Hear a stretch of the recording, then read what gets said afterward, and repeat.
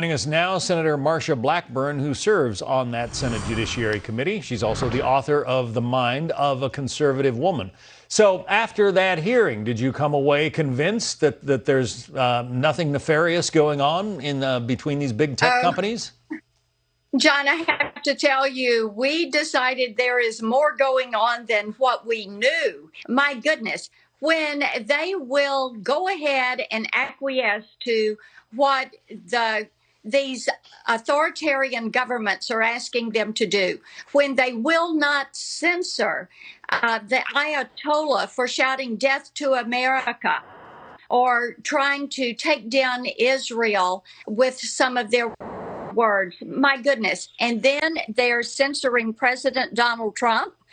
There is a lot going on with social media, and we're going to continue to work on it. The legislation that I have with Chairman Graham and Chairman Wicker, which is the Online Freedom and Viewpoint Diversity Act, gets to the heart of the problem by taking away that liability protection from big tech. The Media Research Center, which is a conservative-leaning organization, took a count of the number of times that President Trump was censored by Twitter during this campaign cycle, 194 times. Joe Biden, none. Does that say something to you? That says a lot, because as I said, when Turkey says we don't want you to put up certain things that are anti-Turkey, when Vietnam says you need to censor this dissident, and they will follow those government instructions.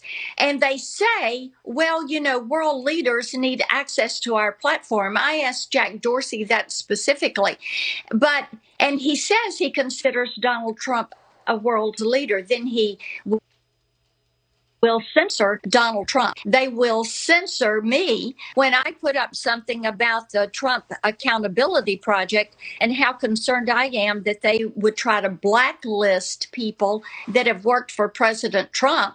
They share information. They use a platform, ANOVA, which is a software that they use to track people around the web to see where else they go. They data mine you. They sell the data. They make money off of you. They're selling this advertising information to their advertisers, and they're profiting from that. And you, the consumer, are the product because of the information they're pulling from you.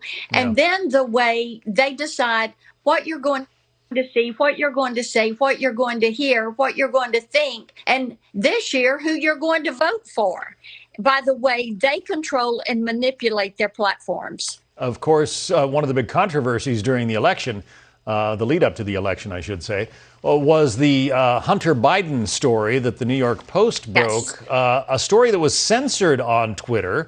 And the head of Twitter, Jack Dorsey, had to answer about that. Listen. You do realize that by taking down that story, you probably gave it more prominence and more visibility than it ever would have gotten had you left it alone. We realize that, and we recognize it as a mistake that we made. If you're not a newspaper at Twitter or Facebook, then why do you have editorial control over the New York Post? That to me seems like you're the ultimate editor.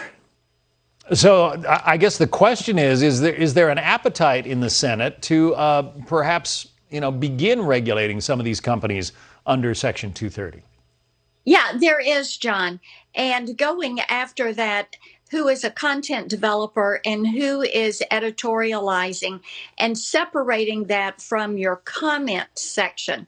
That is something that we do in the 230 reform bill, as well as going after some of this nebulous language that they hide behind when they say due to our terms of service or due to our community standards, but they never tell you why they are censoring you. But yet they continue to track you all across the web, and they are data mining everything you do. Google, look at how Google data mines you based on your search.